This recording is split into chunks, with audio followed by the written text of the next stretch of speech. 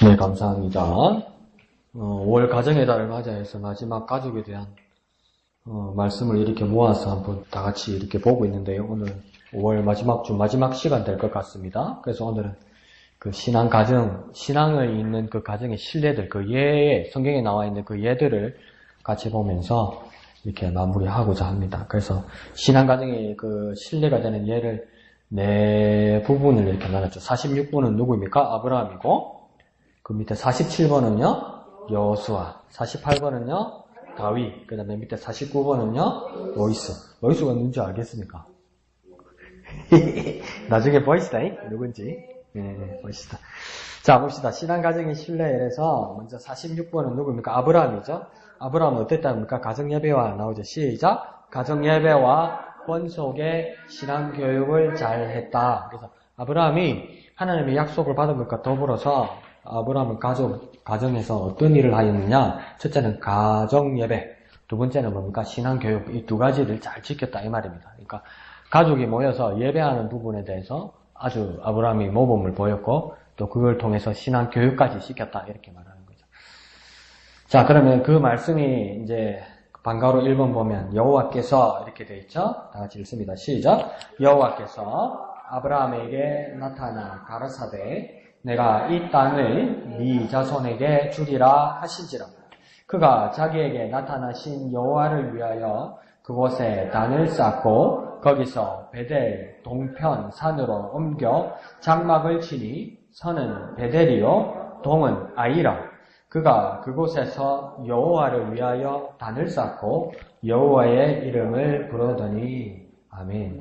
그 밑에 2분도 같이 한번 읽어볼까요? 시작. 그가 남방에서부터 발행하여 베델에 이르며 베델과 아이 사이 전에 장막 쳤던 곳에 이르니 그가 처음으로 단을 쌓은 곳이라.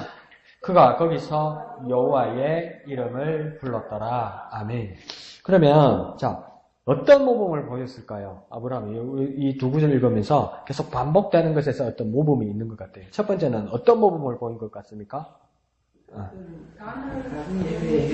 아니죠. 그거는 아니고 구절에서 있죠. 단을 쌓은 거죠. 단. 그리고 또 반복되는 말이 있어요. 두 번째는 뭡니까? 여호와의 이름을 불렀다. 그죠? 그 두 가지죠. 그러면 여기서 찾으면 되는 겁니다. 아브라함의 그 가정 가운데서 그 큰 모범이 되는 것이 첫 번째는 단을 쌓은 것이고 두 번째는 여호와의 이름을 불렀다. 이 두 개를 가지고 이게 무엇을 의미하는지를 보면 우리가 좋은 의미를 찾을 수 있을 것 같습니다. 그러면서 첫 절부터 다시 한번 보면 여호와께서 아브라함에게 나타나 말씀하시되 가라사대 내가, 이 말은 뭡니까? 나 여호와가 이 땅은 어디냐면 여기서 정착했던 처음 시작했던 지역이 있는 세겜입니다. 세겜. 이 세겜에서 내 자손에게, 너 아브라함 자손에게 주리라 하셨다 이 말이에요. 그러니까 지금 너와 내 자손에게 말씀하실 때도 있지만 오늘 본문에서는 뭐라고 했습니까? 아브라함 너의 자손에게, 그러니까 너희 후대에 이 세겜을 중심으로 한 이 땅을 너희 자손에게 줄 것이라고 하나님께서 뭐 하신 겁니까? 말씀하신 것이죠. 그러면 일단 여기서는 아브라함이 빠졌다, 그죠? 그러면 아브라함의 후손들이 이 땅을 차지하게 되는 거죠. 그러면 이건 지금 실제로 자기들의 땅이 된 겁니까? 아직은 안 된 겁니까? 아직은 안 됐죠. 그냥 하나님이 말씀하셨죠. 이걸 우리 전문 용어로 뭡니까? 약속이죠, 약속. 약속을 받았다는 겁니다. 이 약속을 받은 것에 대해서 이제 아브라함이 뭘 하냐면 두 번째는 그가 자기에게 나타나신 이 그는 누구이겠습니까? 아브라함이죠. 그래서 아브라함이 아브라함 자기에게 나타나신 누구를 위하여? 여호와를 위하여 그곳은 어디겠습니까? 앞에 내가 말씀드린 것처럼 그곳이 어디입니까? 세겜이죠. 그죠? 세겜에 단을 쌓았다 이 말이에요. 세겜에서 처음에 갈대아 우르에서 이렇게 넘어와서 하란에서 이렇게 머물다가 이제 자기 아버지도 돌아가시고 자기 형제도 죽고 우리 같으면 어떻겠습니까? 돌아가죠. 이제 아무도 없는데 이거 모르는 땅에 이거 어떻게 갈 수 있는데 그때 하나님이 아직 아브라함이 안 됐죠, 그죠? 아브라함에게 이 세겜에 이렇게 딱 도착했을 때 약속의 땅 가나안에 딱 도착했을 때 이 땅을 너한테 준다 말하기 전에 너희 자손에게 주리라 하나님이 이렇게 약속하셨단 말이죠. 그럼 이 약속에 대해서 지금 아브라함은 뭐라냐면 자기한테 온 게 아니잖아요. 아직도 자기가 가진 게 아니잖아요. 근데 이 땅은 그러면 빈 땅입니까? 다른 사람이 살고 있습니까? 다른 사람이 살고 있어. 다른 사람이 살고 있지. 그죠? 그런데 그걸 일단 아브라함 니한테 준다, 뭐 등기 이전 해준다. 아무 말도 안 하고 나는 살고 있고 그 땅이 차지에 이미 살고 있는 사람이 있고 근데 아브라함 니한테만 안 하고 너그 자손한테 준다 그러면 내가 아브라함이면 어떻게 했습니까? 막막하지. 어떡하라고. 나한테 주는 것도 아니고 다음에 내 자손 아브라함이니까 이거 이스마엘도 안 태어났잖아요. 이삭은 만무하고 그죠? 그런데 내 자손한테 준다면 이건 뭐 어쩌자는 거요. 그죠? 다른 사람은 살고 있고 그런데 그곳에서 그 세겜 땅에서 아브라함이 뭘 합니까? 단을 쌓았다 이렇게 하잖아요. 근데 단을 누구를 위해서 쌓았다고 지금 두 번째 줄에 나와 있습니까? 누구를 위하여? 여호와를 위하여 이렇게. 그러니까 이 단을 쌓은 것은 누구를 위해서 쌓은 거라고요? 여호와를 위하여.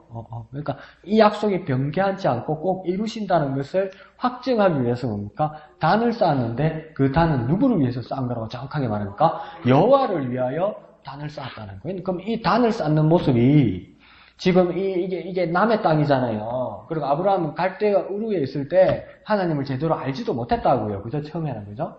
그러면 이 단을 쌓는 풍습, 단을 쌓는 문화, 단을 쌓는 제도가 이미 하나님 외에 있었을까요? 없었을까요?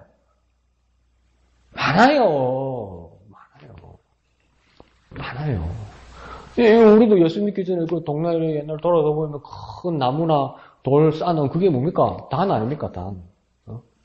예수 믿기 전에 제사 지낸다고 사과 대가리만 날리고 그 생선 찌가지고 올리는 그게 뭡니까? 제사 지내는 뭡니까? 그게 단 아닙니까? 단.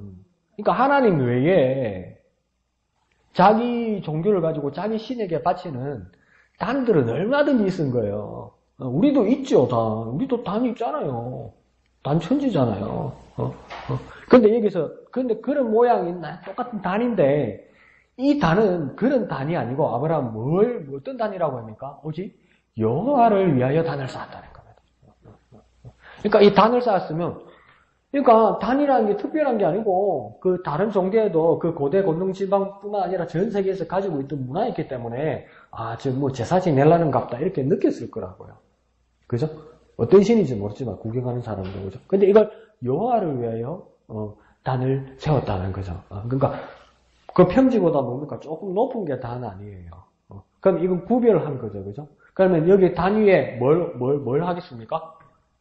먼저 우러러 보겠죠. 높으니까 우러러 보겠죠. 그게 단이니까 다른 종교들도 자기 신을 우러러 보기 위해서 부르는 게 아니고 우러러 보기 위해서 바라보기 위해서. 그러면 그 단에서 또 뭘 하겠습니까? 우르르 보는 것과 더불어. 여러분, 예수 믿기 전에 한번 생각해 보십시오. 제사 지내면 뭐 합니까? 그 단에다가. 절도 하고, 그러니까 재물을 올리죠, 재물을. 우리도 똑같잖아요. 하나님 앞에 헌물을 올리잖아요. 그 말씀 들으려고 여기 보잖아요. 이게 단이죠, 단. 그래서 강단이라고 말하기도 하잖아요. 그 단이라는 거죠, 단. 여기도 단이라는 거예요. 근데 아브라함은 뭐냐면 오직 하나님만을 바라보고 하나님 앞에 드리고 하나님 앞에 제사하기 위해서 이 단을 쌓았다 이 말입니다. 이렇게 구별하게. 그 하나님이 주신 말씀 아직 이루어지지 않은 그 약속을 붙들기 위해서 아브라함이 한 것이 무엇입니까? 단을 쌓았다. 하나님을 바라보기 위해서 하나님께 드리기 위해서 하나님께 바치기 위해서 이 여호와를 위하여 단을 쌓았다. 그러니까 뭐 한 겁니까? 부자로 말하면, 그 당시로 말하면 하나님께 제사했다, 이 말이죠. 제사. 그 제사가 복음을 알고, 우리가 이제 교회가 생기면서 그 제사가 이제 뭐가 되는 겁니까? 예배가 되는 거죠. 그러면 예배의 요소를 아브라함의 행위를 통해서, 두 가지를 배우게 되는 겁니다. 뭡니까? 우리는 예배를 통해서 하나님을 바라보고 하나님께 드림이 있어야 된다, 이 말입니다. 예배 구경하러 오는 것도 아니고요. 예배 즐기러 오는 것도 아니고요. 즐기도 되지. 하나님이 좋고 하나님이 기쁘면 예배가 즐김과 기쁨이 안 되겠습니까? 근데 오늘 아침 목사님 말씀하시는 것처럼 예배의 그 어떤 과정이 즐거운 게 아니고 예배가 마치는 순간 즐겁지. 끝났다! 이러면서.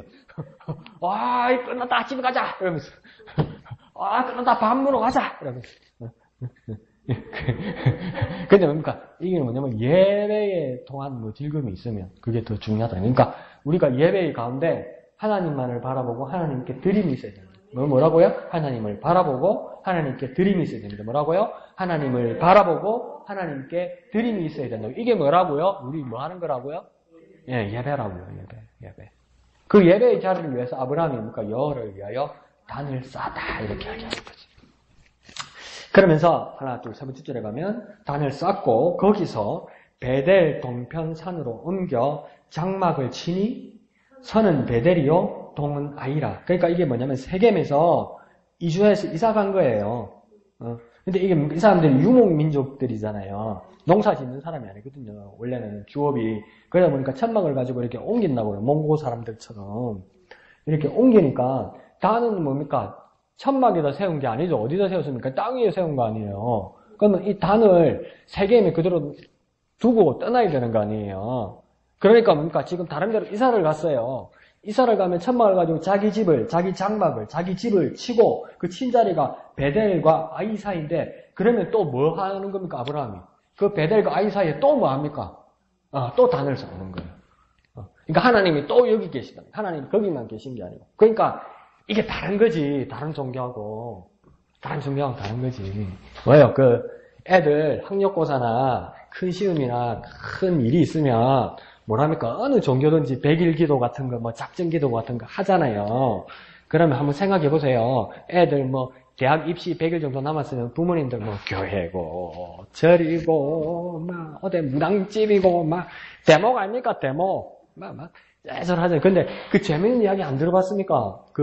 특히 불자가 그 종교인 분들은 보면 뭡니까? 어느 절에 가야 기도해야 잘 된다. 그 들어봤죠? 그러니까 지그집 앞에 대강사, 진흥사, 3일사 놔두고 저기 대구 부석사 가고 막 이러잖아요. 거기 가서 기도해야 잘 된다. 터가 좋아야 된다 이거죠. 근데 우리는 뭡니까? 터가 중요한 게 아니죠. 하나님 어디에 계시고 하나님 어디는 나와 함께 하시는 게 중요한 거예요. 그래서 침례교회에 대해서 좀 오해하는 사람들이 이 단어를 잘못 쓰고 있는데 오늘날 사람들이 이기적이고 자기 공동체 중심이라는 말을 비판할 때 뭐라고 쓰냐면 개교회 중심주의 이 말을 써요. 지 교회밖에 모른다. 남의 교회 협력도 안 하고 제거 욕심만 채우고 이렇게 그걸 개교회주의라고 비판을 해요. 그래서 다른 어떤 교파 사람들도 그 개교회주의를 비판하는 말로 써요. 근데 이 개교회주의가 비판하려고 쓴 말이 아니에요. 처음에는. 이게 뭐냐면 침례교회에서 먼저 쓴 말이 개교회주의예요. 뭐라고요? 개교회주의. 개교회가 뭔 뜻이겠습니까? 또 개 같은 교회 사치 말고. 그 개교회주의가 뭡니까 그러면? 모르잖아. 모르면서 뭘 또 아니라고 그래. 그래서 이게 뭡니까? 교회 각자의 교회에 가치가 있다는 겁니다. 그러니까 이기주의인 것이 아니고 보통 우리는 어떤 생각을 가집니까? 어느 교회보다 어느 교회가 더 좋고, 어느 교회보다 어느 교회가 더 크고, 어느 교회보다 어느 교인들이 더 뭐 있고, 뭐 이런 식으로 이야기하잖아요. 그 침례교회는 제가 액면가 그대로 말하면 웃기는 소리 하지 마라 이거예요. 교회가 사람 수나, 교회가 시설이나, 교회가 어떤 사람이 찬송가 잘 부르는 거나, 어떤 사람이 설교를 멋들어지게 하는 걸로 교회의 가치가 더하고 덜하고 있다, 없다? 없다는 걸 그럼 왜 없습니까? 한번 물어봅시다. 왜 없습니까? 물어봅시다. 어느 교회는 여름이 시원하고 겨울에 따시고 막 음악도 좋고 스피커 소리도 좋고 막 이사도 예쁜 애들 다니고 멋진 남자들이 있고 그러니까 막 내가 이 교회 여전도에 남전도에 등록하면 우리 아들내미 딸내미 결혼시키기도 좋고 그 교회가 그래. 근데 그게 그런 게 없는 게 개교회주의라고 그랬잖아요. 그죠? 그러면 왜 그 차이가 없습니까? 왜 큰 교회, 작은 교회 차이가 왜 없습니까? 그걸 알아야 될 거 아니에요. 오로지 하나님 주인이신 하나님. 아이고, 마차삐다. 어머야, 마차삐다. 그러니까, 하나님은 어디나 계시니까, 하나님은 어느 교회에 계시니까, 그럼 뭐 이 교회는 하나님 조금만 계시고, 저 교회는 하나님 위로 와 계시고, 뭐 이러나? 하나님은 어디나 계시고, 어디나 능력이 하나님이시고, 없는 것이 안 계신 하나님이니까, 어느 교회든 같이 갈 때만, 그래서 침례교회는 뭐냐면, 교회 위에 교회 없고, 교회 밑에 교회 없다, 이 말이에요. 그 뜻으로 개교회주의. 각자의 교회가 각자에게 정말 귀한 가치가 있다 이 말이에요. 그러니까 여기 아브라함의 모습에서도 보면 세겜에 단을 세웠었잖아요. 근데 세겜에서 지금 베델과 아이 사이로 이사를 갔잖아요. 근데 단은 땅 위에 세웠으니까 그대로 그게 세겜에 그대로 단 둔 거 아니에요. 예배 자리, 제사 자리. 그리고 지금 이쪽으로 옮겨왔잖아요. 그러면 불자들 같으면 어떻게 했습니까? 불교인들 같으면 어떻게 하겠습니까? 세겜에 가야 되는 기라. 세겜을 떠나면 안 되는 기라. 왜? 그게 하나님 약속하신데 그게 제일 영음이고 그게 제일 영빨이고 그게 제일 기도빨이 있거든. 근데 뭡니까? 아브라함이 믿었던 하나님은 내가 가는데 하나님 함께 가시니까 여기 하나님 여기서 하나님 내 예배를 받으신다고 또 단을 쌓는 거예요. 완전히 다르죠, 그죠? 그러니까 침례교회 완전 선구자적인 생각을, 선구자적인 그 믿음을 가진 거죠. 그죠? 하나님 어디나 계시고 어디에서나 예배 받으시는 거예요. 그래서 그걸 개교회주의라고 그러는 겁니다. 교회 이기주의를 개교회주의라고 하지 않습니다. 근데 요즘 다른 교회들이 그걸 잘 못 써요. 잘못 쓰고 있어요. 개교회주의라는 말은 뭐냐면 개개의 각자의 교회가 하나님 앞에서 다 동일한 귀한 가치를 가지고 있다. 왜? 하나님 그게 주인으로서 예배 받으시니까. 그 말입니다. 이해하시죠? 어디 가서 헷갈리지 마십시오. 뭐 다음 주에 물어보면 모르겠지만 뭐 또 가르쳐 드리면 되지 뭐. 자, 그러면서 장막을 베델과 그 아이 사이에서 장막을 치면서 그 위에서 여호와를 위하여 단을 쌓고 그다음 단을 쌓고 그 옆에 뭐라고 써놨습니까? 여호와의 이름을 부르더니 이러죠. 그러니까 여호와의 이름을 불렀다 이 말입니다. 그 여호와의 이름을 불렀다는 것이 왜 중요할까? 그 밑에도 보면 그는 누구에 있습니까? 아브라함이죠, 그죠? 아브라함이 남방에서 발행하여 남방에서 이제 시작해서 네게브 지방 밑에서 시작해서 베델 북쪽으로 이루고 베델과 아이 사이 아까 우리 윗절에 나왔던 거죠. 세겜에서 옮긴 자리가 베델과 아이 사이 아닙니까? 그러니까 아브라함이 많이 옮겨 다녔던 거죠, 그죠? 다니면서 그러니까 지금 세겜에도 단을 세웠고 베델과 아이 사이도 단을 세웠고 그 자리에서 또 이사 갔던 거예요. 밑에 구절을 보면 그러니까 남방이 뭐냐면 이전에 개혁한 거에서는 네게브 지방이라고 그랬다고요. 남방이 맞고 영어 성경이 네게브 지방이라고 그랬다고 남방 네게브 지방까지 내려간 거예요. 저 밑에까지 계속 이사를 다닌 거죠. 그러다가 다시 위쪽으로 오면서 이전에 두 번째 세웠던 단, 베델과 아이 사이에 있던 그 단 있는 그 위치로 갔던 거예요. 그러니까 뭐라고 이야기합니까? 베델과 아이 사이 전에 장막 쳤던 곳에 이르니 이래죠. 전에 장막 쳤던 곳, 그러면 그곳에 뭐가 있었겠습니까? 이르니 그가 처음으로 단을 쌓은 곳이라 이러죠. 전에 그가 단을 쌓았던 곳을 뭡니까? 돌아와서 다시 보았다 이 말하는 거죠. 근데 여기서 재밌는 건 뭡니까? 뭘 치고 뭘 쌓았습니까? 장막을 치고 단을 쌓았다고요. 장막은 뭐 하는 데겠습니까? 자기 집이에요. 가정집이에요. 가정집. 이스라엘 옛날에 보로코 쌓아갖고 지붕 기왕 올리고 이래 안 한다고요. 천막 가지고 옮겨 다니네. 그걸 장막이라고 합니다. 장막집.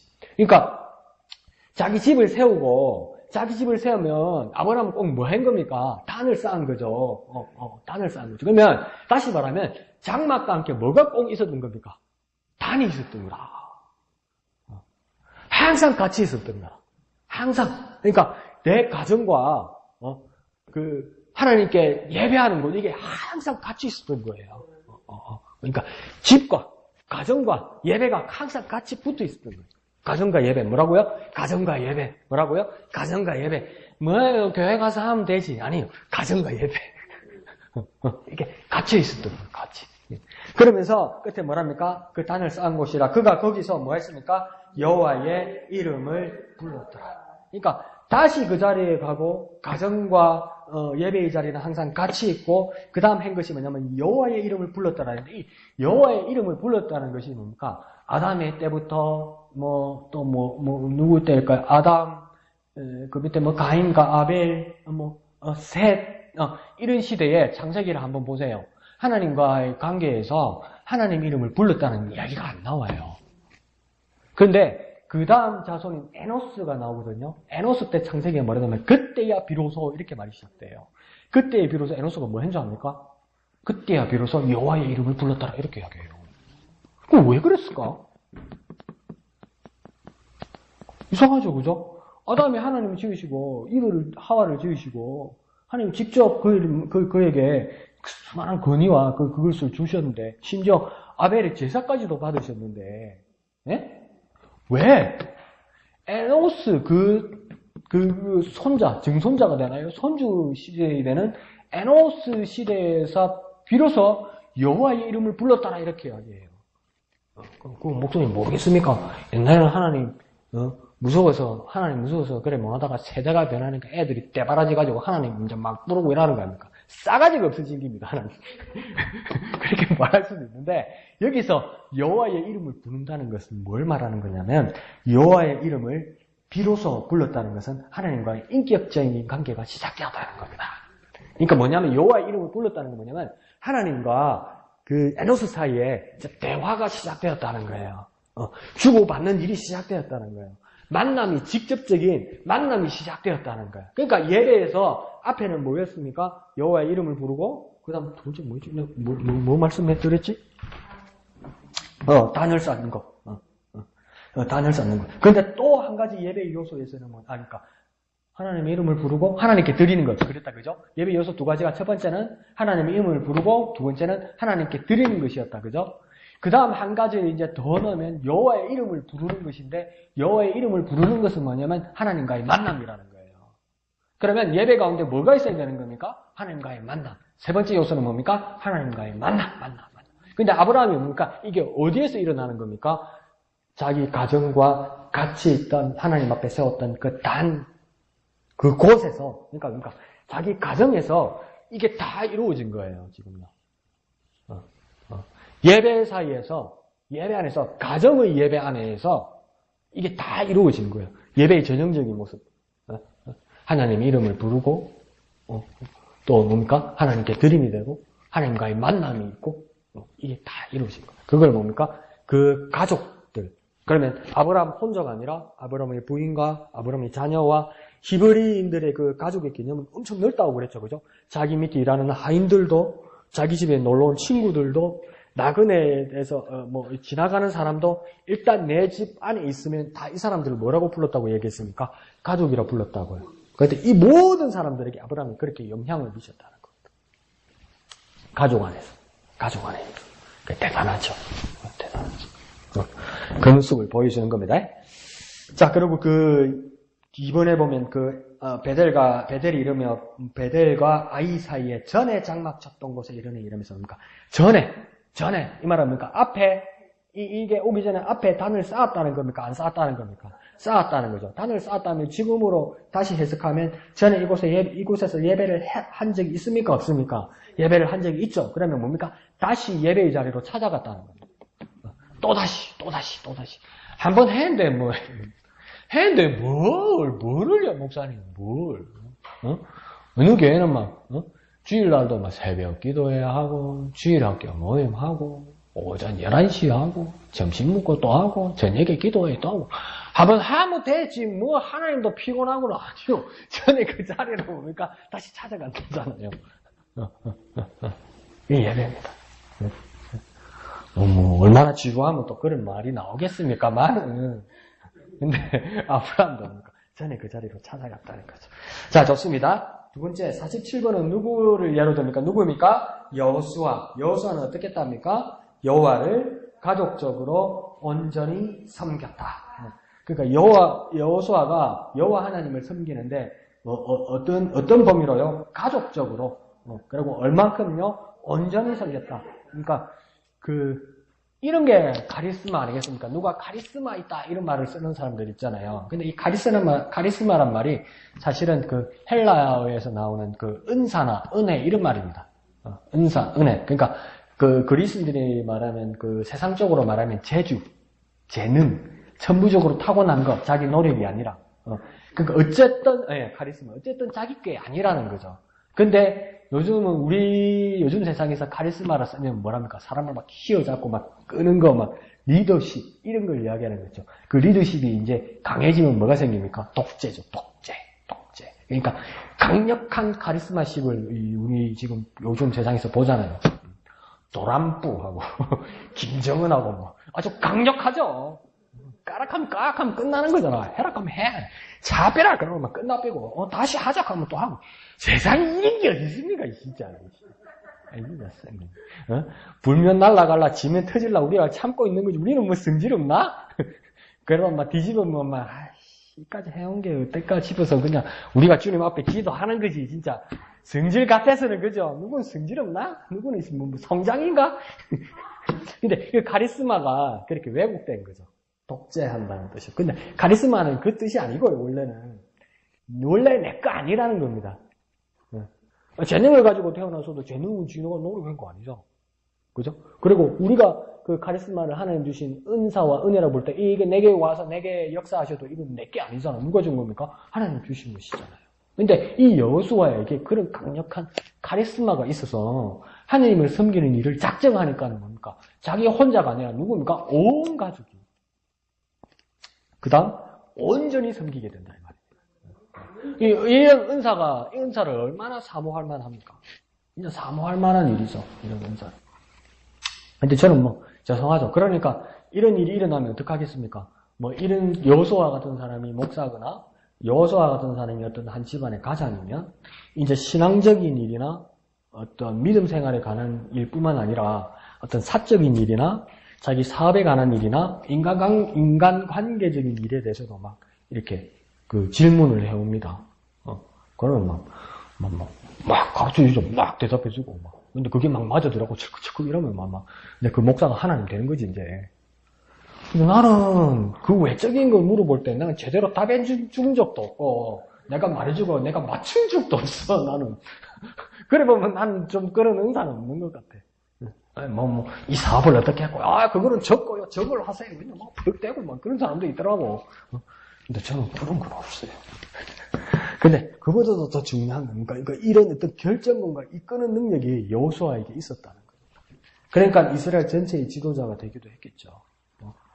근데 그걸 여호수아가 언제 결정난 겁니까? 이 지도자가 된다는 것은.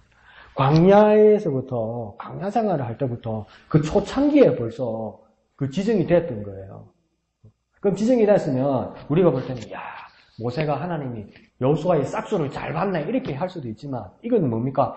그 재능을 잘 본 것일 수도 있지만 하나님 이미 지정하셔서 부으시고 하나님 준비하셨다는 겁니다. 이게. 그러면 이 주도자가 누구입니까? 하나님이 하셨다는 거죠. 그러면 우리가 최대한 우리가 애를 써서 할 수 있는 건 뭡니까? 하나님의 은혜를 사모하고 은사를 사모하는 겁니다. 자, 그럼 한번 읽어봅시다. 만일 이렇게 돼 있죠. 시작. 만일 여호와를 섬기는 것이 너희에게 좋지 않게 보이거든 너희 열조가 강 저편에서 섬기던 신이든지 혹 너희의 거하는 땅 아모리 사람의 신이든지 너희 섬길 자를 오늘날 택하라.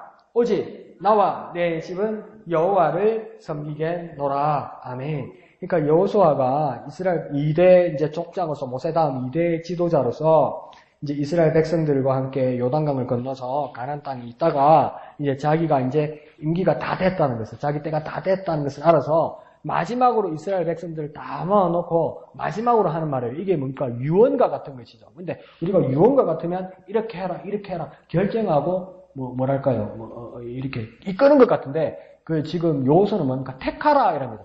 택하라. 지금 우리식으로 말하면 뭡니까? 알아서 해라 이 말입니다. 알아서 해라. 이 말은 뭡니까? 내가 모르겠다. 내가 알아서 해라. 나는 모르겠다. 그러면 이게 어떤 마음이 들겠습니까? 속 마음은 뭡니까? 너가 참 징글징글하다 이 말입니다.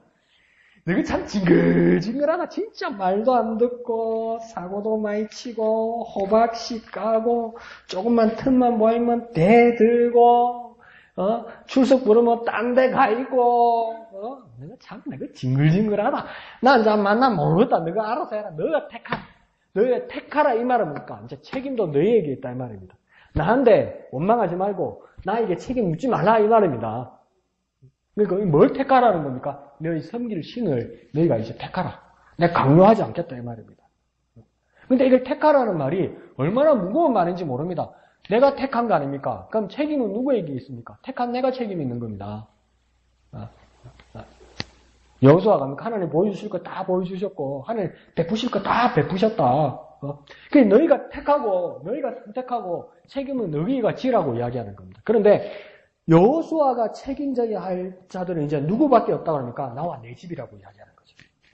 나와 내 집은 뭐 하겠다고 이야기하니까 나와 내 집은 선택했는데 뭡니까? 여호와를 섬기겠노라. 나 여호수아와 내 집의 모든 식구들은 오직 여호와를 섬기겠다. 근데 그러니까 다 떠나가고, 그러니까 자유가 없는 건 아닌데 가족은 정말 중요합니다. 자유가 없는 건 아닌데, 자유의지가 없는 건 아닌데 가족은 정말 중요한 겁니다. 다 떠나가도, 다 등 돌리고, 다 욕해도 가족은 그러면 안 되는 겁니다. 그러니까 여호수아도 그러니까 가족은 안 그런다는 걸 알아서 나와 내 집은 이렇게 말하는 거죠. 다 떠나도 나와 내 가족은 이 말입니다. 나 여호수아와 내 가족은 딴 길 안 간다.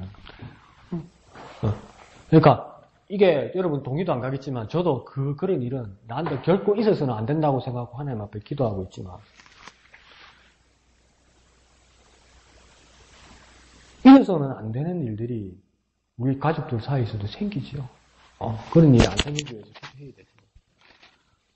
그 침례교회에서 아주 영향력이 있는 교회 중에 그 캘리포니아의 오렌지 카운티에 가면 세들백 교회라고 있습니다. 세들백 교회. 네, 세들백 교회 이름도 안 들어봤을 거고 여러분 릭 워렌이라는 목사가 거기 있습니다. 릭 워렌은 들어본 것 같은데 잘은 모르겠고 그러면 뭘 하면 그 사람이 무슨 책을 썼냐면 목적이 이끄는 사실을 들어봤자 그거 쓴 아저씨예요. 되게 유명하죠. 되게 침례교회 영향력이 있는 사람이죠. 근데 작년입니까? 재작년입니까? 3년이 넘었습니까? 작은 아들이 그 우울증에 시달리다가 자살을 했어요. 자결을 했어요. 그 얼마나 충격이겠어요. 그죠? 얼마나 충격이겠어요. 그래서 이 릭 워렌이 한 달 넘게 그 강단에 못 올라갔어요. 자기가 너무 이렇게 자기를 추스릴 수가 없어서. 자기 아들이 이렇게 스스로 목을 냈으니까. 자결을 했으니까.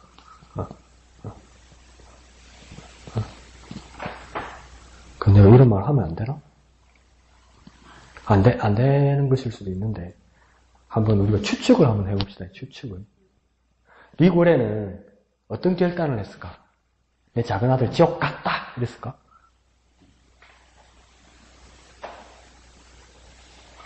목사님 왜 저렇게 위험한 말을 하지 싶으죠?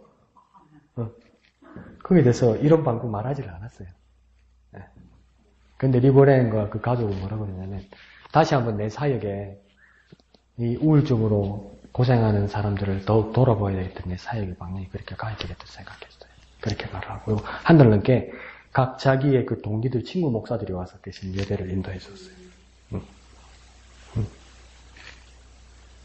그 가족이면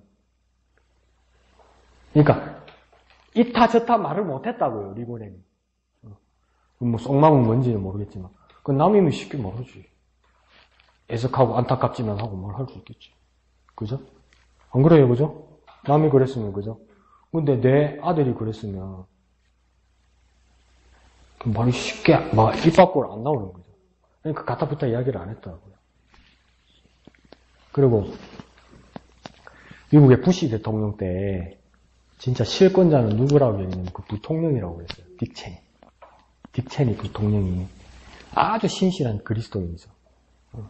엄청 영향력 있는 그리스도인이라고 해요, 딕 체니가. 그러니까 아주 보수적인 교회는 그거 뭡니까? 동성애는 말이 안 되죠. 그건 범죄잖아요. 동성애는 말이 안 되잖아요. 근데 그걸 더 강력하게 그 믿음을 지키고 있는 사람은 딕 체니 같은 부통령이죠. 그렇게 정치를 하면서도 부르짖었고 동성애는 하나님 앞에 정말 극악무도한 범죄고 하나님 앞에 용서받지 못할 거라고 그랬죠. 임기가 끝나고 나서 보니까 아빠도 몰랐어. 딸이 동성애자인가. 그러면 그 믿음 가진 그대로 우리 딸은 죄인이고 우리 딸은 지옥가 마땅할 애라고 이대로 살면 그런 말 해야 되잖아. 모르라네. 왜 말 못할까요? 왜 말 못할까요? 자기 딸이니까. 그러니까 계산이 안 되는 게 좀. 온 머리에 전자계산기가 다 망가지는 거예요, 전자계산기가. 온 머리에 전자계산기가 다 망가지는 거야. 이타 저타 말 못하는 거예요. 속마음은 또 다를 거야, 내가 볼 때는. 근데 그 말하면 자기 입지가 완전 망가질까봐. 근데 지금 여호수아의 그 가족을 보십시오. 여호수아는 마지막 배수진을 친 겁니다. 야, 너가 보니까 지글지글하다. 내 보니까, 야, 내 이 세상 뜨고 하나님 앞에 부름받고 나면 너가 진짜 사부노열, 막 초전 박살, 막 산산조각 나죠. 너가 마음대로 할 것 같다 이러잖아요. 근데 진짜 사사기 보니까 그랬잖아. 지 마음대로잖아. 지 마음대로잖아요. 그러니까 모르겠다. 너가 마음대로 해라. 너가 마음대로 해라. 근데 나와 내 집은 오직 여호와를 섬기겠노라 이래 말하잖아요. 이 말은 뭡니까? 다 떠나가도 여호수아의 가족들은 여호수아를 떠나지 않을 것을 그렇게 확신했다는 거죠. 그 가족 중요합니다. 가족이 중요합니다. 가족. 가족. 얼마나 똘똘 뭉친 목사의 가족은 그럴 일이 있을 수도 있을 것 같아요. 어느 날 목사가 걔들 다 모아놓고 이때까지 내가 목회 생활을 해보니까 이게 정답입니다. 신천지가 맞습니다. 신천지로 갑시다 하면 우리 목사 미쳤구나 하고 다 떠나도 우리 어머니 우리 아버지는 남아있을 것 같아. 그게 가족입니다. 그럼 내가 가장으로서 내가 집안에 어떤 카리스마를 가진 지도자로서 내가 하나님 앞에 바로 서 있으면 우리 가족은 같이 갈 수 있다고요. 우리 가족은 같이 갈 수 있다고요. 근데 내가 딴 길로 가버리면 나 때문에 우리 가족도 딴 길로 같이 간다고요. 그러니까 내가 하나님 앞에 믿음으로 살 거라고 작정만 한다면 우리 가족 나와 같이 갈 수 있어요. 중요하죠. 그러니까 앞에 자살, 동성 얘기가 다 잊어버려도 돼요. 그건 논란의 문제지. 그게 내가 지금 그거 가지고 옳다 그랬다고 모르겠다 그랬다가 이건 큰일 날 이야기잖아요. 그것도 중요한 거니까 내가 하나님 앞에 바로 서면 우리 가족들은 나와 같이 가는 겁니다. 그러니까 가족이 문제입니까? 내가 문제입니까? 내가 문제라. 내가 문제. 문제라는 건 잘못됐다는 거죠. 내가 바로 서면 된다는 거. 키는 누구에게 있다는 거야? 나에게 있다는 거야. 하나님 앞에서는 나에게. 그 여호수아가 그렇게 했다는 거죠. 내가 바로 서면 가족은 따라옵니다. 아시겠죠? 여호수아 멋지죠, 그죠? 완전 도박한 겁니다. 이거 도박한 거예요. 자, 48번 다윗이죠.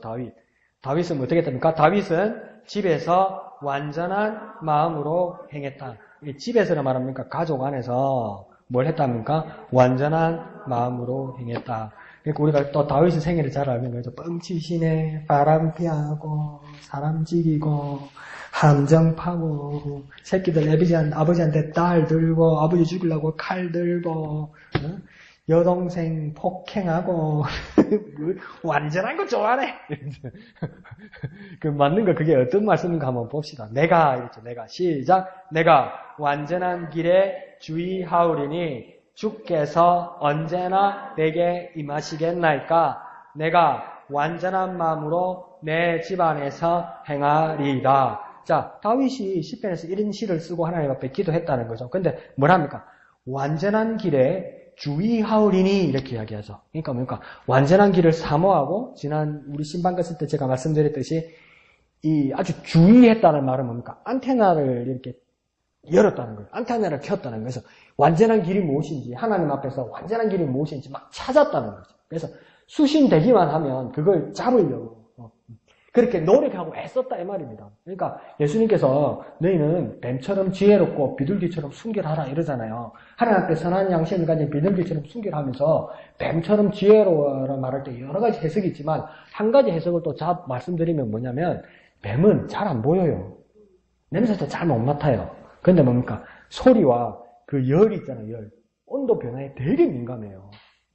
그래서 사람이 이렇게 지나가거나 주위에 오면 그걸 놓치지 않고 순간에 먹이나 이런 게 있으면 순간에 먹는 거죠. 순간에. 그러니까 뭡니까? 뱀은 결코 자기 앞에 온 기회에 대해서 절대 안 놓친다는 거예요.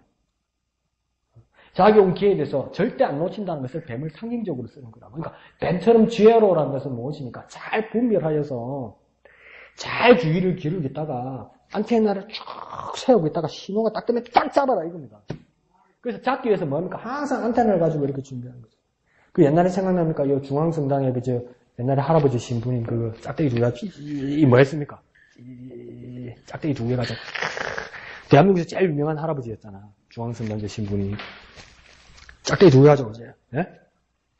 수맥 찾았잖아. 수맥. 우물 찾아주는 할아버지. 제일 유명했잖아. 지금은 안 계시겠지. 예. 그러니까 그러면 딱 짝대기 두 개 열자마자 찾아집니까? 안 찾아지죠. 그러니까 막 여러 군데다가 이렇게 쑤시보고 헤매잖아요. 그러다 뭔가 빠밤 집에 여기다 이러잖아요. 우리도 뭡니까? 내가 완전한 길에 행하기 위해서 내가 주의한다는 겁니까? 주님의 그 완전한 길을 행하기 위해서 내가 안테나를 끼워서 막 찾는 거죠. 막 갈망하는 거죠. 그때 그 하나님의 완전한 길에 그 신호가 딱 오자 짜자 잡는 거예요. 뱀이 뭡니까? 자기 먹이를 팍 순간에 잡듯이. 놓치지 않고 잡듯이. 우리의 모습이 그래야 되는데, 다윗이 그랬다는 겁니다. 내가 완전한 길에 주의하노니, 그 다음 뭡니까? 주께서 언제나 내게 임하시겠나이까. 자, 이렇게 말하면, 주께서 언제나 내게 임하시겠나이까. 이렇게 말하면, 다윗은 주님이 언제 임하시는지 알고 있습니까? 모릅니까? 몰라요. 모르니까 뭡니까? 기다리고 있고, 모르기 때문에 뭡니까? 더 예비하고, 모르기 때문에 더 준비한다는 겁니다. 알면 놀지. 날대 가서 하면 되지. 당분간은 쉬지. 주님 언제 오실 줄 알면 쉬지. 놀지. 뭐 한다고 교회를 매주 와. 뭐 한다고 새벽에 그 잠 안 자고 교회 와서 기도해. 뭐 됩니까? 모르거든. 이 주님의 완벽한 내 장치 같아. 언제 주님 다시 오실는지 아는 이가 없으니 등 밝히고 너는 깨어있어. 이거 완전 주님의 완벽한 장치 같아. 안 가르쳐줘 이라는 거예요. 근데 오는 건 확실해 이라는 거예요. 그러니까 준비한다는 거죠. 예비한다는 거죠. 그래서 준비하고 예비한다. 내가 임하시겠나니까. 네, 그러면서 뭡니까? 내가 완전한 마음으로 내 집안에서 행하리라. 무엇부터 시작하는 겁니까? 마음부터 시작해요. 그냥 맨 끝에 무엇으로 합니까? 행한다는 겁니다. 그러니까 마음부터 행함까지입니다. 완전한 길로 나아가려고 애쓰는 사람은 마음으로부터 행함까지입니다. 그러니까 여러분 교회에 와서 예배하는 거 정말 잘하시는 거예요. 또 그 말씀에 깨달았고 말씀에 동의가 될 때 아멘 아멘 큰 소리로 하는 거 그거 정말 귀한 거예요. 근데 어떤 분은 그러죠.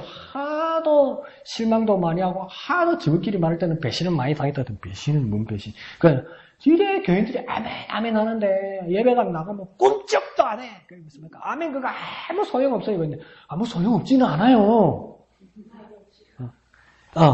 여기까지 왔는데 그 다음 더 이상 안 가는 건데 이제 그 가기만 하면 되는 거예요. 마음이 있고 마음이 있어 입으로 시인하고 시인같이 했잖아요. 그래 이제 행하기만 하면 된다는 거예요. 근데 아멘도 안 하고 마음에도 없는데 뭘 하겠어요? 안 하죠. 마음도 없고 고백도 안 했는데 하겠어요? 안 해요. 그러니까 마음을 확정을 하고 입으로 시인해서 아멘 고백하고 행해야 된다는 거죠. 그러니까 그 완전한 길에 대해서 다윗은 뭡니까? 마음으로부터 행함까지로 한다는 거예요. 그러면 저와 여러분은 아멘 하시면서 마음으로부터 입술에 고백까지 왔다는 거예요. 그럼 한 단계만 더 하면 돼요. 이제 뭐만 하면 됩니까? 행함만 하면 되는 거예요. 그러니까 그러면 행함을 안 했기 때문에 아멘 하니까 아무 소용없다. 소용없지 않아요. 여러분 발 들여댔어요 이제. 준비 운동까지 다 했어요. 그러니까 올림픽에 수영 선수가 올림픽에 나와가지고 다이비닝 앞에 서 있으면 어떡합니까? 뭐 프로 선수는 안 그런다더만 옛날에는 하던데. 그 뭡니까? 이래 막 준비 운동에 그래 흔들고 어떤 선수는 뭡니까? 이불로 물에 한번 푹 넣어갖고 그냥 적시고 그 다시 올라와갖고 그냥 준비하고 삑 하면 그냥 총같이 다이빙에 나가잖아요. 이렇게 하잖아요. 그죠? 텔레비전 봤죠? 그런데 뭡니까? 대한민국 대표로 가가지고, 4번 레인, 강우경, 이렇게. 그랬더니 막, 사람들 와가지고 그 비싼 비행값들이 가지고, 강우경, 대한민국, 항상 그래갖고 막. 그런데, 강우경 선수 긴장되시는 것 같습니다. 하는데 내가 팔 흔들고, 준비운동 다 하고, 막, 태극만큼 뭐 다 달고, 막, 맞박에다가, 태극만큼 막, 이래 달고, 이래갖고, 빡 흔들고, 준비, 이래, 나 안 할란다. 이거하고 똑같은 거야, 이게. 이제 시작하려는데, 딱 준비하고, 빡 이러놓고 준비해. 나 안 할란다. 그럼, 근데, 지금 뭐고, 지금? 이럴 거 아니야. 오지를 말고, 빠추에다가 태극기를 달지를 말든지, 머리에다가 달지를 말든지, 아무 소용없지는 않죠. 그렇지 뭡니까? 다이빙대 앞에까지 섰으면, 점프 한번 해야지. 점프해야지. 그렇게 내가 막 마음이 감동되고, 그렇게 아멘, 아멘, 아멘! 이랬는데, 감 들고 목 쉬는 게 아깝잖아. 그죠? 네, 행함이라는. 그래서 뭡니까? 마음으로부터 행함까지. 근데 그게 어디에서 시작된답니까? 내 집안에서. 내 집안에서. 내 집안에서. 내 집안에서. 그러니까 그 마음 상태는 내 마음으로부터 해서 입술로 고백해서 행함까지 가는 것이고, 그 장소는 어디로부터 시작되는 것이냐? 내 집안에서. 그러니까 내 가족으로부터 시작되는 것이다. 이 말이죠. 아무리 막 찢고 뽑고 다시는 안 볼 것 같아도 내 가족은 마지막 기댈 때입니다. 사실 내 가족은 마지막 기댈 때입니다. 내 가족. 내 가족. 가족. 그러니까 모두가 날 배신하고 온 세상이 나를 질타하고 온 세상이 나를 욕해도 우리 가족은 그러지 않습니다. 우리 가족은. 그러니까 우리 가족으로부터 그렇게 시작돼요. 그러니까 가장 위기일 때 친구들과 동지들과 동업자들은 돌아서요. 가족은 안 그렇습니다. 애미다 목사님 세상이 얼마나 악해지는데 그래도 대부분 가족은 안 그렇습니다.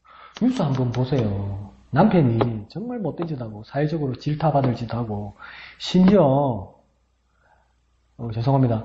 이 남자가 남의 여자를 건드려서 사고가 났어도 부인이 남편한테 돌아서던가요? 아니죠. 대부분 남편 편이야. 이상하죠? 이상하죠? 그게 가족이라서 그래. 가족 앞에 계산기가 망가져. 그러니까 내가 하나님이 우리를 계약 관계이면서도 뭐랄까요? 직원과 사장의 관계나 어떤 주인과 노예 관계를 넘어서서 하나님 우리에게 이제 뭐가 되는 겁니까? 아버지가 되잖아. 불러라 아버지라고 이렇게 되잖아. 가족은 안 그런다는 거예요. 다 그래도 가족은 안 그런다. 그래서 아버지 하나님 뭘로 부릅니까? 아버지라고 불러라는 거예요. 그럼 너희끼리는 뭐라고 이야기합니까? 한 형제고 한 자매라고 이야기해요. 너희는 그러면 안 된다는 거예요. 너희는 다시 못 볼 사람처럼 그렇게 싸우면 진짜 잘못됐다는 거예요. 이거는. 그래서 뭡니까? 빌레몬서에서 빌레몬서 사단이 뭐가 되는가? 오네시모가 빌레몬이 부자였잖아요. 권력을 가진 사람이었잖아요. 하인도 많이 거닐렀잖아요. 근데 여기서 빌레몬도 예수를 믿고 빌레몬의 어떤 하인이었던 오네시모도 예수를 믿었는데 뭘 배운 건지 빌레몬 집에서 뛰쳐 나온 거죠. 하인 오네시모가. 그러니까 도망을 가가지고 어디로 갔습니까? 바울로 찾아갔는 기라. 바울의 입장이 얼마나 곤란해져요. 빌레몬이 막 성경금도 많이 하고 막 일도 많이 도와주고 예배처도 많이 도와주고 막 이랬을 거라고. 근데 그리스도 안에서 참 자유하겠다면서 막 빌레몬 집에서 도망 나와서 정 시문해가지고 오네시모가 나오고 딴 데 가면 되는데 바울로 찾아오면 이거 어떻게 해야 됩니까? 오네시모 보고 어째야 됩니까? 가지 마라. 니 자유자다. 그리스도의 참 자유자다. 빌레몬한테 가지 마라 해야 됩니까? 안 그러면 니 빌레몬한테 가가 임마. 내 입장이 뭐가 되나 임마. 이래야 됩니까? 뭐가 돼야 됩니까? 그때 제 17성경 사람이 입장이 엄청 고난했던 거야. 탈북자가. 선교사님이 찾아오니까 이 사람을 보호해주면 러시아 법에는 저촉이 되니까. 그런데 다른 사람은 다 등질지라도 그리스도인은 한 형제로 한 자매로 그리스도의 사랑으로 감싸준다는 걸 알아니까 이게 얼마나 고민됐겠습니까? 이 바울도 진짜 상황이 그렇게 된 거예요. 그러니까 바울이 그냥 보내면 큰일 날까봐 편지를 써서 보내는 거 아닙니까? 근데 거기서 나중에 뭐냐면 한 형제로 여겨달라 이제는. 이 종이 아니고 이 한 형제로 그러니까 종이었던 오네시모를 한 형제로 여겨달라는 이 뜻은 뭐냐면 그리스 헬라어 복음 시대의 그 내용을 보면 한 형제란 말은 뭐냐면 니는 김이시고 나는 박씨고 넌 죽으는 강씨인데 무슨 한 형제고 막 형제를 하자고 막 부를 말도 없으니까 막 형제님 자매님 하자 이 뜻이 아니고요. 그 한 형제란 말은 뭐냐면 한 여인의 자궁에서 나왔다. 그 뜻입니다. 그 형제라는 뜻이. 그 원래 언어의 뜻이. 그러니까 한 엄마에게서 나왔다 이 말입니다. 그 남이 아니라는 거죠. 한 어머니. 그렇게 대해달라고 이야기하는 거죠. 그러니까 너희는 이 정도의 상황인데 그리스도의 십자가의 피로 말미암아 하나님을 진짜 아버지 저는 육촌 아재라 부르고 저는 큰 아버지라 부르고 저거는 삼촌이라 부르고 나는 친아버지다 이게 아니고 하나님이 우리 모두가 하나님을 아버지라 부르는 한 가족이 되었는데 니하고 내하고 계약이 끝나거나 니하고 내하고 다른 곳에 가서 다른 사람하고 관계를 맺거나 이럴 일이 아니라는 겁니다. 하나님과 우리 사이에서 가족이라는 거죠. 가족인데 그러면 되냐 이 말입니다. 그러니까 교회 안에서 싸우면 바울은 안타깝기도 하지만 이해가 안 가는 기라 저것들이 믿음이 없는가 아이가 이러시 부르게요. 저것들이 복음을 잘 모르는가 아닌가 막 의심이 들지만 아닌데요 한 장면인데 이해하시죠? 그 다음 맨 마지막에 49번 누구입니까? 로이스는 이제 시작. 로이스는 자녀에게 거짓 없는 신앙을 전하고 성경을 가르쳤다. 로이스는 누굽니까? 알게 뭡니까? 그렇죠. 근데 보면 인용 성경에 뭡니까? 딤후는 뭡니까? 딤후는 무슨 뜻입니까? 디모데 후서 이 말이죠. 디모데에서 그러면 감 뭡니까? 이 누구하고 가족 같습니까? 로이스가. 디모데하고 가족이에요. 디모데하고 가족. 디모데하고 가족인데 어떤 가족이냐면 사도행전에서도 나오지만 디모데 외할머니가 로이스입니다. 그럼 디모데 어머니는 누구일까요? 뒤에 나오지만 유니게입니다. 유니게. 그러니까 외할머니가 로이스, 어머니가 유니게. 그러니까 그 유니게의 아들이 누구입니까? 디모데. 그러면 로이스의 외손주는 누구입니까? 디모데. 헷갈리는가 봐? 그러니까 로이스, 유니게, 디모데 이렇게 되는 거죠. 근데 사도행전에서 보면 로이스와 유니게는 누구냐면 유대인입니다. 유대인인데 그의 아버지, 디모데의 아버지의 이름이 안 나오는데 그 디모데의 아버지는 누구냐면 헬라인이라고 이야기합니다. 그러면 헬라인이면 이스라엘 사람입니까? 아닙니까? 아닙니다. 아니에요. 유대인 아니에요. 그러니까 이방 사람입니다. 외국인입니다. 그러니까 외할머니와 어머니가 유대인이기 때문에 요 디모데를 목의 혈통을 해서 유대인으로 보기도 합니다. 그래서 디모데에게 바울이 뭘 시켰습니까? 할례를 시켰죠. 유대인이었어요. 할례를 시켰죠. 근데 사실은 그 아버지는 누구입니까? 이방인 헬라인이라고. 그러면 유대인 외할머니와 유대인 어머니와 헬라인, 이방인 아버지인 헬라인 사이에서 이 디모데가 났으면 이 로이스, 유니게, 디모데도 다 뭡니까? 유대교에서 기독교로 개종한 상태가 되는 겁니다. 그렇게 그 배경을 이해하면 됩니다. 한번 봅시다. 로이스는 시작. 로이스는 자녀에게 거짓 없는 신앙을 전하고 성경을 가르쳤다. 그렇죠? 외할머니, 어머니가 그렇게 가르쳤다는 거죠. 1번. 이는 시작. 이는 네 속에 거짓이 없는 믿음을 생각함이라. 이 믿음은 먼저 내 외조모 로이스와 네 어머니 유니게 속에 있더니 네 속에도 있는 줄을 확신하노라. 그랬죠. 그러면 이는 할 때 너는 누구겠습니까? 여기서 너는 우리 찾지 말고요. 그러면 우리 외할매가 로이스입니까? 아닌데, 그죠? 우리 엄마가 유니게입니까? 아니잖아요. 너는 누구입니까? 디모데죠, 디모데. 그죠? 너 디모데는 너의 거짓이 없는 믿음을 생각하는데, 이 믿음이 어디서 생겼느냐? 너희 외할머니 로이스와 너희 어머니 유니게 속에 뜬 것인데, 외할머니 속에 있었고, 어머니 속에 있었던 것인데, 그것이 누구 속에도 있다는 것을 지금 바울이 믿는다고 이야기합니까? 디모데 너 속에도 있다는 것을 내가 믿게 되었다. 이렇게 하는 거죠. 그것을 확신한다. 이렇게 얘기하는 거죠. 그러면, 자, 나와 내 자녀, 내 후손, 내 가족들이 참 믿음을 가지기 위해서 기도한다면 내가 성결되어야 할 것은 뭐냐면 내 속에 참 믿음이 있어야 된다는 거예요. 로이스죠. 내 속에 참 믿음이 있어야 된다. 그러니까 내 속에 참 믿음이 있고 그럼 내 가족에도 참 믿음이 있을 수 있다. 그러니까 내 속에 참 믿음이 있으면 저절로 되는 건가? 그 뜻은 아니에요. 그러면 그 뜻이 아니면 뭘까요? 밑에 2번 봅시다. 또 있죠. 시작. 또 네가 어려서부터 성경을 알았나니 성경은 능히 너로 하여금 그리스도 예수 안에 있는 믿음으로 말미암아 구원에 이르는 지혜가 있게 하느니라. 아멘. 그러니까 디모데는 성경을 알았는데 언제부터 알았다고 이야기합니까? 어려서부터. 어려서부터 성경을 어찌 알았겠습니까? 누가 가르쳐 준 겁니까? 예? 성령께서 또리 사치 말고. 외할머니하고 엄마가 가르쳐 줬다는 거예요. 어려서부터 외할머니하고 엄마가 가르쳐 줘서 이 성경을 통해서 깨닫고 참 믿음을 가지게 되었다는 겁니까? 성경은 뭡니까? 어젯밤에 꿈자리가 시끄럽던데 어젯밤에 꿈에 토끼비가 나타나는데 오늘 밤에는 성경을 배고 자야 되겠다. 아무 소용없습니다. 어제 전쟁터를 가는데 뭐 옛날 그런 이야기 있잖아요. 뭐 가슴에다가 성경책을 넣으니까 총알이 그쪽에 탁 스치고 와가지고 누가 칼을 찔렀는데 그 성경책이 지나가서 성경의 말씀의 능력이다. 절대 그런 거 아닙니다. 성경은 뭡니까? 평소 읽어봐야 알아요. 근데 이걸 누가 합니까? 가르쳐 주었다는 거예요. 뭡니까? 외할머니와 어머니가 가르쳐 주었다. 그러니까 성경은 뭡니까? 가르쳐 주어야 되고 배워야 된다는 것이죠. 이걸 언제부터 배웠다는 겁니까? 어려서부터 배웠다는 거예요. 그러면서 이 성경은 능히 너로 하여금 너 디모데로 하여금 그리스도 예수 안에 있는 믿음으로 말미암아 구원에 이른다는 그러니까 이 성경을 보았는데 이 성경을 배우니까 뭡니까?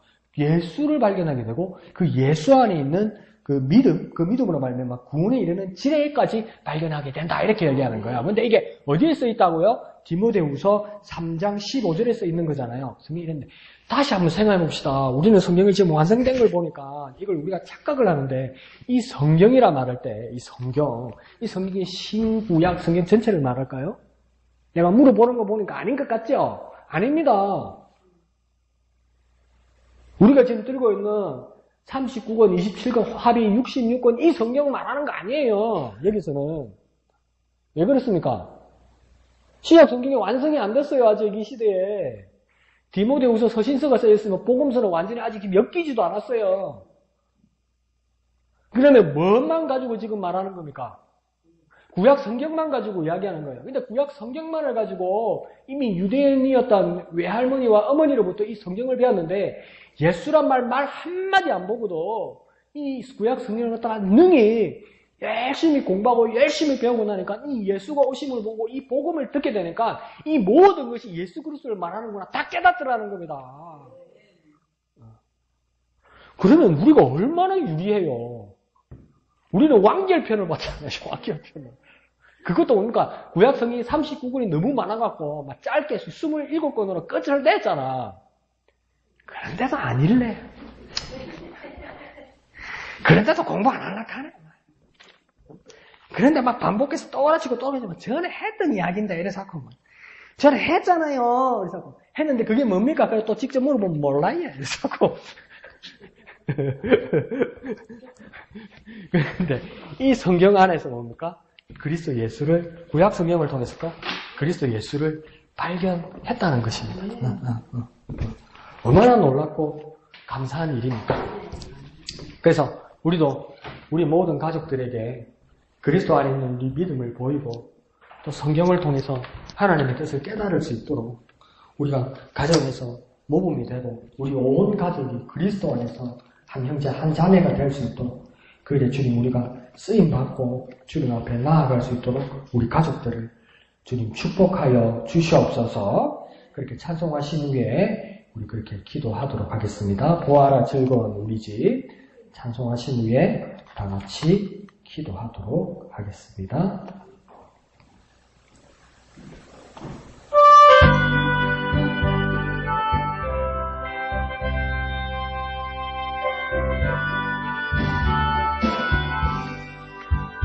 보아라 즐거운 우리 집 밝고도 거룩한 천국에 거룩한 백성들 거기서 영원히 영광에 살겠네. 거기서 기쁘고 즐거운 집에서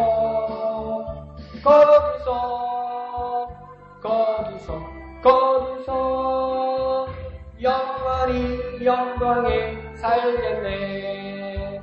앞서간 우리의 친구들 광명한 그 집에 올라가 거룩한 주님의 보좌 장미로 영원히 즐기네.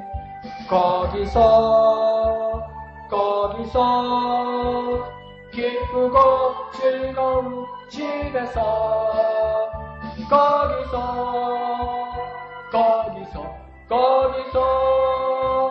장미로 영원히 즐기네. 우리를 구하신 주님도 거룩한 그 집에 계시니 우리도 이 세상 떠날 때에 주님과 영원히 살겠네. 거기서 기쁘고 즐거운 집에서 거기서 주님과 영원히 살겠네. 우리의 일생이 끝나면 영원히 즐거운 곳에서 거룩한 아버지 모시고 기쁘고 즐겁게 살겠네. 거기서 기쁘고 즐거운 집에서 거기서 기쁘고 즐겁게 살겠네. 이 시간 다같이 기도할 때에 주님, 우리 가족들을, 우리의 가정을 축복하여 주셔서 우리의 가정들이 기쁘고 즐거운 집이 되게 하여 주옵소서. 하나님 나라의 삶을 우리 가정으로부터 시작되게 하여 주옵소서. 우리의 가족들이 하나님 나라의 삶을 이곳에서 먼저 시작되게 하여 주옵소서. 기쁘고 즐거운 집이, 기쁘고 즐거운 가정이 되게 우리의 가정들을 축복하여 주시옵소서. 주님의 크게 한번 부르고 다같이 기도합니다. 주여! 거룩하신 아버지 하나님, 은혜를 감사드립니다. 우리의 가족들을 축복하여 주시옵소서. 하나님 나라의 삶을 이미 이곳에서 시작될 수 있도록 기쁘고 즐거운 집이 될 수 있도록 주님, 우리 가족들을 축복하여 주옵소서. 주님, 예수 그리스도 안에 있는 지혜의 이름으로 말미암아 구원이 이루어진 우리 가족들 가운데 기쁘고 즐거운 가족, 기쁘고 즐거운 곳이 될 수 있도록 축복하여 주시옵소서. 주님 축복하여 주시옵소서. 주님 축복하여 주옵소서. 주님, 우리의 가족들을 주님 축복하여 주시옵소서. 주님 은혜를 풀어 주시옵소서. 주님의 놀라우신 은혜로 우리 가족들이 기쁘고 즐거운 가족들 될 수 있도록 우리의 자녀들을, 우리의 부모님들을, 우리의 가족들을 축복하여 주시옵소서. 예수의 은혜를 부어 주시옵소서. 주님을 의지합니다. 역사하여 주시옵소서. 보아라 즐거운 우리 집, 보아라 즐거운 우리 집, 밝고도 거룩한 천국에 거룩한 백성들 거기서 영원히 영광에 살겠네. 거기서 기쁘고 즐거운 집에서 거기서 영원히 영광에 살겠네. 거룩하신 아버지 하나님, 은혜를 감사합니다. 우리의 가족들을 보내주셔서 감사합니다. 우리 가족들에게 축복하여 주옵소서. 크신 은혜 내려 주시옵소서. 예수의 구원의 능력과 지혜가 임하게 하여 주시옵소서. 온 세상이 바라보는 기쁘고 즐거운 집 되게 하여 주시옵소서. 뜻이 하늘에서 이루어지기까지 이미 이곳에서 하나님 나라의 위대한 일들이 시작되게 우리의 가족들을 축복하여 주시옵소서. 은혜 내려 주시옵소서. 기쁘고 즐거운 집 되게 역사하여 주시옵소서. 모든 것을 감사드리며 거룩하신 예수님의 이름으로 간절히 기도합나이다. 아멘. 하늘에 계신 우리 아버지의 이름을 거룩하게 하시며 아버지의 나라가 오게 하시며 아버지의 뜻이 하늘에서와 같이 땅에서도 이루어지게 하소서. 오늘 우리에게 일용할 양식을 주시고 우리가 우리에게 잘못한 사람을 용서하여 준 것 같이 우리 죄를 용서하여 주시고 우리를 시험에 빠지지 않게 하시고 악에서 구하소서. 나라와 권능과 영광이 영원히 아버지의 것입니다. 아멘. 주님 감사합니다. 주님 감사합니다. 우리의 가족을 축복하여 주시옵소서. 우리의 가족들을 주님 축복하여 주옵소서. 우리 가족에게 크신 은혜 내려 주시옵소서. 놀라우신 주님의 은혜 우리 가족에게 내려 주시옵소서. 기쁘고 즐거운 집 되게 하여 주시옵소서. 우리 가족들을 좀 축복하여 주셔서 주님의 은혜가 머무는 곳 되게 하여 주옵소서. 그리스도 안에서 한 형제되고 한 자매됨을 우리의 모양의 공동체가 깨달아 마음으로부터 행함으로까지 이루어질 수 있도록 축복하여 주시옵소서. 은혜 베풀어 주시옵소서.